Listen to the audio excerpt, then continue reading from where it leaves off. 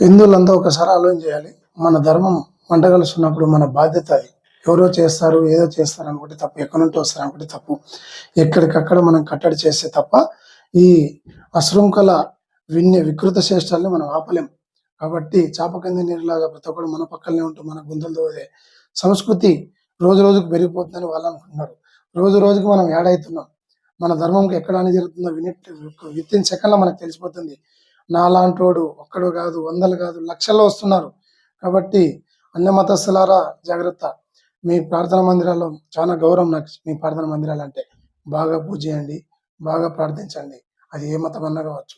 నా ధర్మం జోలికి వచ్చిన కల్తీ చేయాలని చూసిన ధర్మం మాత్రమే నిలుస్తుందని నా భగవద్గీత చెప్పింది. కల్తీ ఎప్పుడన్నా కల్తీ 100 మంది ఉన్న కురుక్షేత్రం అధర్మం పక్షాన్ని నిలబడి మట్టి కొట్టుకుపోయారు. ధర్మపక్షాన పంచ పాండవులు ఉన్నప్పటికీ ఈరోజు ధర్మంతో కాలంతో పాటు విరాజిల్లుతున్నారు. ఈరోజు క్షణ ఆవేశంలో లేకుంటే క్షణిక ఆనందంలో మీరు ఏదో చేయవచ్చు, కానీ ధర్మం మమ్మల్ని గెలిపిస్తుంది, ధర్మమే గెలుస్తుంది. కాబట్టి హిందూ బంధువులారా, మీరు ధర్మంగా ఉండండి. అన్య మతస్థులను పారదోలండి.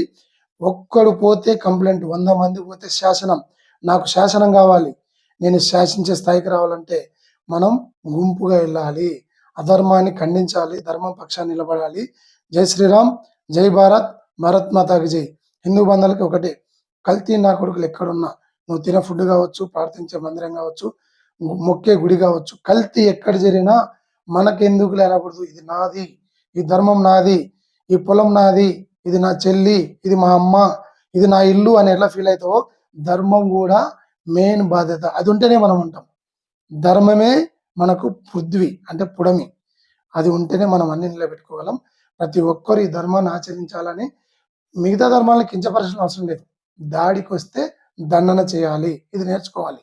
ధర్మం తప్పిన చోట తప్పదు కత్తుల వేట, తప్పొప్పు ఏదైనా సంహారం తర్వాత అనే సూత్రం మన కోసమే పెట్టారు. శివుడు త్రిశూలం పట్టుకొని ఫ్యాషన్ లేదు, అది ఎందుకు పెట్టుకోవాలో మనకు తెలుసు. హనుమంతుడు గద ఎందుకు పెట్టుకున్నాడో మనకు తెలుసు. తెలవాలి, ఆయుధాలు పక్కన మనకి ఉన్నాయి. ధర్మం అధర్మము ఎదురైనప్పుడు ఖండించడానికే మన ఆయుధాలు ఉన్నాయి. దుర్గామాత చేతిలో ఖడ్గం ఉంది, పులి ఉంది. ఇవన్నీ అధర్మాన్ని ఖండించే మనకి సాక్ష్యాలు. కాబట్టి వీటన్నింటిని తీసుకొని మనం ఛత్రపతి శివాజీ మహారాజుని ఆదర్శంగా తీసుకొని ఎక్కడికెక్కడనే అధర్మాన్ని తెగ నరకాలి. సో హిందూ బంధువులారా జాగ్రత్త. జై శ్రీరామ్, జై భారత్, భారత్ మాతాకి జై.